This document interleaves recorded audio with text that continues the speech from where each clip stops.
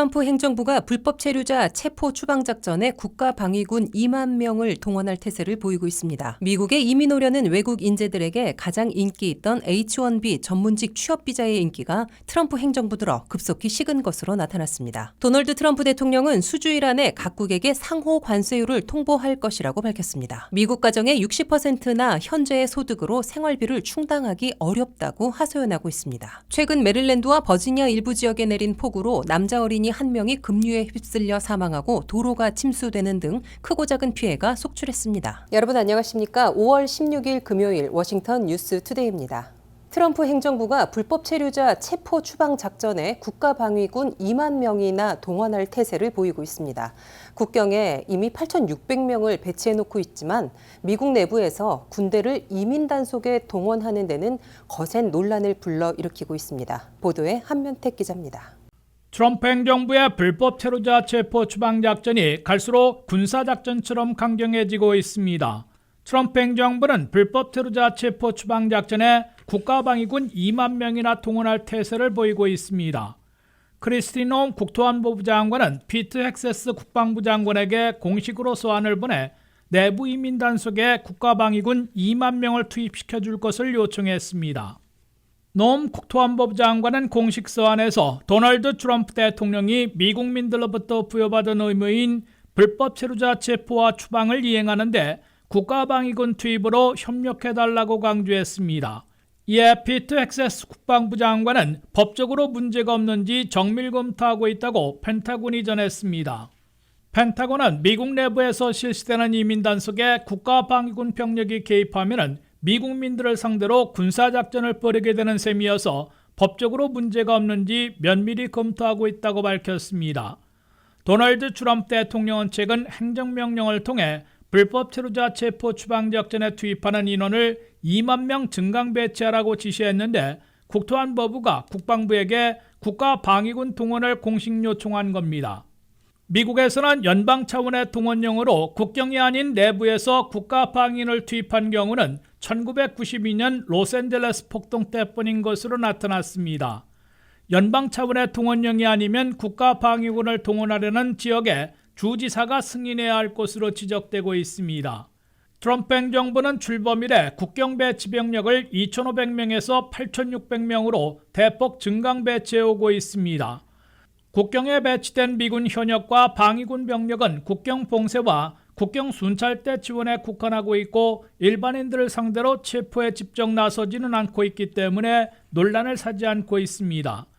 그러나 국경이 아닌 미국 내부에서 국가방위군 병력이 불법 체류자 체포 추방 작전에 직접 나서게 될 경우 민간인을 상대로 군대를 오용했다는 위법 논란을 불러일으킬 것으로 예상되고 있습니다.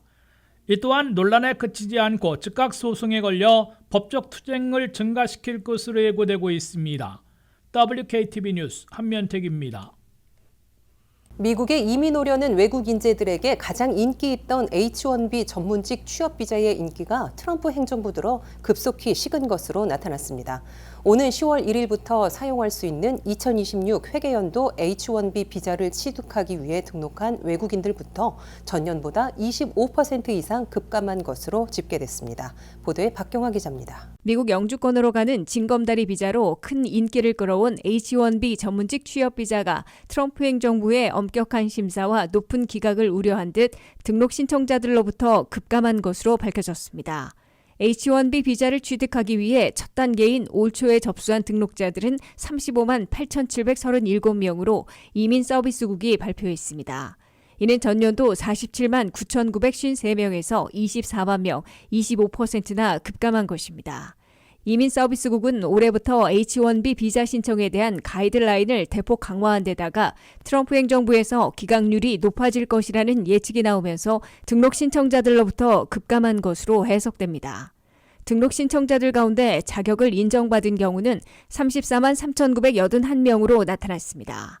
이에 따라 등록 신청 자격자들만 보면 전년보다 26.9% 급감한 것으로 계산됩니다. 두 번째 단계로 이민서비스국은 34만 4천 명을 상대로 컴퓨터 추첨을 실시해 12만 141명을 선택했습니다. 당첨자들 12만여 명도 전년에 13만 5천여 명에서 11% 감소한 것입니다. 세 번째 단계로 이민서비스국은 이들 12만여 명을 대상으로 H-1B 전문직 취업비자 심사를 진행하게 됩니다. 미국 석박사 2만 개, 모든 국가 출신 학사용 6만 5천 개 등 8만 5천 개의 주인을 선정해 10월 1일부터 사용할 수 있게 H-1B 비자를 발급하게 됩니다. 그러나 이 마지막 심사 단계에서도 트럼프 행정부에서는 기각률이 크게 올라갈 것으로 예고되고 있습니다. 트럼프 일기에서는 이미 H-1B 비자 기각률이 통상적인 2%보다 10배 이상으로 급등했던 것으로 나타났습니다. 트럼프 일기 때의 H-1B 비자 기각률은 2018년 24%, 2019년 21%로 급등한 바 있어 이번 2기에서도 기각률이 높을 것이란 우려가 나오고 있습니다. H-1B 비자 갱신에 대한 거부율도 12%가 된 바 있어 비자 연장에서도 마음을 못 놓게 될 것으로 보입니다. H-1B 비자는 미국의 비이민 비자 중 거의 유일하게 이민 의도를 인정받아 비자를 받는 즉시 영주권 수속에 돌입해도 상관없고 3년에 3년 연장으로 6년을 취업하고 거주하면서 그린카드를 받을 수 있어 영주권으로 가는 징검다리 비자로 불리고 있습니다. 도널드 트럼프 대통령은 수주일 안에 각국에게 상호 관세율을 통보할 것이라고 밝혔습니다. 이에 따라 높은 관세율이 통보돼 미국에 오는 수입품이 급감해 공급난에 빠지는 공급 충격과 가격 인상, 경기 침체의 위험이 되살아나지나 않을까 우려가 다시 커지고 있습니다. 보도에 한면택 기자입니다. 도널드 트럼프 대통령이 상호 관세 부과를 90일간 유예한 후에 영국에 이어 중국과도 관세 무역 협상을 타결지어 관세 파장을 누그러뜨리고 있으나 관세 불안은 아직도 곳곳에 도사리고 있는 것으로 보입니다. 중동 지역을 순방한 트럼프 대통령은 수주일 안에 각국에 미국의 상호 관세율을 통보하게 될 것이라고 밝혔습니다. We have at the same time 150 countries that want to make a deal, but you're not able to see that many countries. So at a certain point over the next 2 to 3 weeks, I think Scott and Howard will be sending letters out essentially telling people, it would be very fair, but we'll be telling people what they'll be paying to do business in the United States.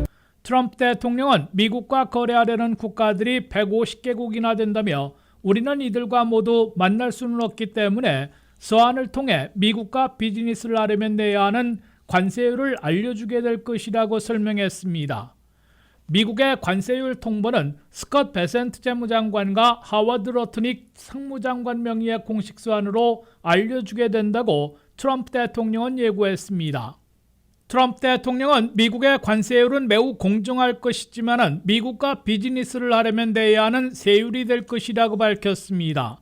미국은 영국과 중국에 이어 한국과 일본 등 주요 교역 파트너들과는 직접 관세와 무역 협상을 벌여 주고받기 거래를 타결지을 것으로 예상되고 있습니다.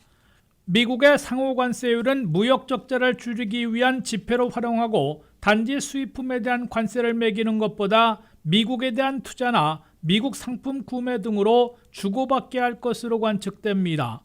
트럼프 행정부는 한국에게는 수백억, 수천억 달러를 투입해야 하는 알래스카 석유와 가스 개발 플랜에 한국 기업들의 투자를 유치하고 방위비 분담금을 더 올리려는 것으로 시사해왔습니다. 하지만 수주 안에 설정되는 각국과의 상호 관세율이 최초 발표 때와 같이 한국 25%, 일본 24%, 중국 34% 등 25% 이상으로 높게 책정될 경우 트럼프 관세 파장이 되살아날 것으로 우려되고 있습니다. 미국의 수입업자들과 소매업자들은 보편 관세 10%만 부과되면 가격 상승 없이 관세를 감당할 수 있으나 25% 이상 부과되면 상당 부분은 소비자 가격 인상으로 대처할 수밖에 없을 것이라고 강조하고 있습니다. 그럴 경우 미국행 선적이 급감하며 미국 내 소매업체들의 물건 공급이 제대로 안 되는 공급 대란 또는 공급 충격을 자주 겪게 될 것으로 경고되고 있습니다. 제롬 파웰 연방준비제도 의장은 미국 경제가 잦은 경제 상황과 정책 변화로 공급 충격에 빠지는 시기에 접어들고 있다고 강력 경고했습니다. We may be entering a period of more frequent and potentially more persistent supply shocks, a difficult challenge for the economy and for central banks. 미국의 관세율이 145%로 폭등하자 중국산 미국행 선적이 반토막나 공급난을 초래하다가 30%로 대폭 낮춰져 정상화되고 있는 것으로 보이지만 언제 변할지 몰라 공급 불안을 겪게 될 것으로 우려되고 있습니다.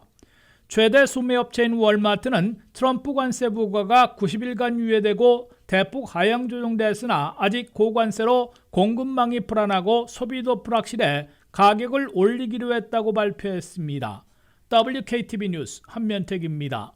미국 가정의 60%나 현재의 소득으로 생활비를 충당하기 어렵다고 하소연하고 있습니다. 일일 생필품, 주거비, 자녀 교육과 보육 등에 드는 비용이 계속 급등하는 반면 소득은 제자리 걸음하거나 심지어 줄어들고 있어 미국민 가계 경제가 갈수록 악화되고 있는 것으로 조사되고 있습니다. 미국에서 중산층이 갈수록 줄어들면서 벌고 있는 소득으로 생활비조차 충당하지 못하고 있다는 탄식의 소리가 커지고 있다고 CBS 뉴스가 보도했습니다. 미국 가정의 60%나 현재의 소득으로 매달 생활비를 내기도 힘든 상태라고 답하고 있습니다.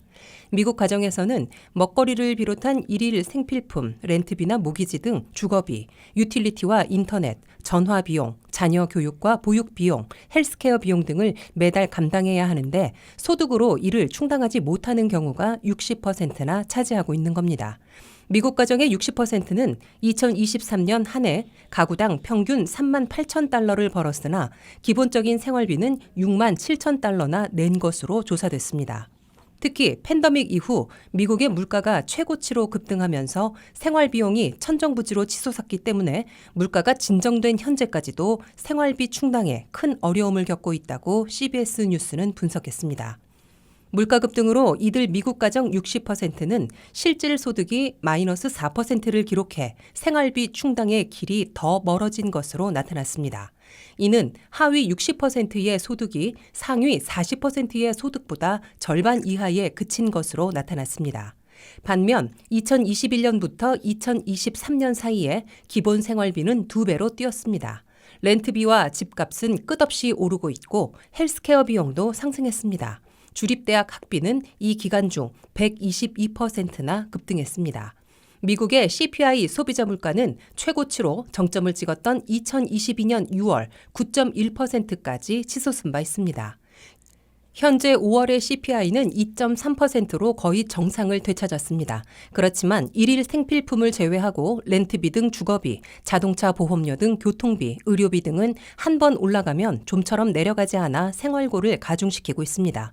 이 때문에 빈부차와 소득 불균형의 심화로 공정과 아메리칸 드림이 상실되고 사회 불안만 가중되고 있는 것으로 지적되고 있습니다. 최근 메릴랜드와 버지니아 일부 지역에 내린 폭우로 남자 어린이 한 명이 급류에 휩쓸려 사망하고 도로가 침수되는 등 크고 작은 피해가 속출했습니다. 기상당국은 불안정한 대기 탓에 강풍과 천둥 번개를 동반한 폭우 현상이 나타날 수 있다고 경고했습니다. 급기야 주정부는 비상사태를 선포했습니다. 지난 13일부터 메릴랜드와 버지니아 서부 지역을 중심으로 최대 240mm의 폭우가 내려 한 명이 사망하고 수백여 명의 이재민이 발생했습니다. 15일 밤부터는 포토맥 강과 라파에녹 강 상류 지역 수위가 위험 수준에 도달해 웨스무어 메릴랜드 주지사가 비상사태를 선포했습니다. 포토맥 강 서쪽의 메릴랜드 프레데릭 카운티와 버지니아 라우던 카운티 지역의 두 강 상류 지역은 급류가 형성돼 강변 진입이 금지됐습니다. 오늘 16일 오전부터는 포토맥 강 하류 지역인 워싱턴 DC 조지타운과 와프 강변 부두 연안 수위가 급격하게 높아지고 있습니다. 당국에서는 오늘 밤 늦게까지 포토맥 강 하류 저지대 지역의 홍수 위험이 매우 높다고 전했습니다.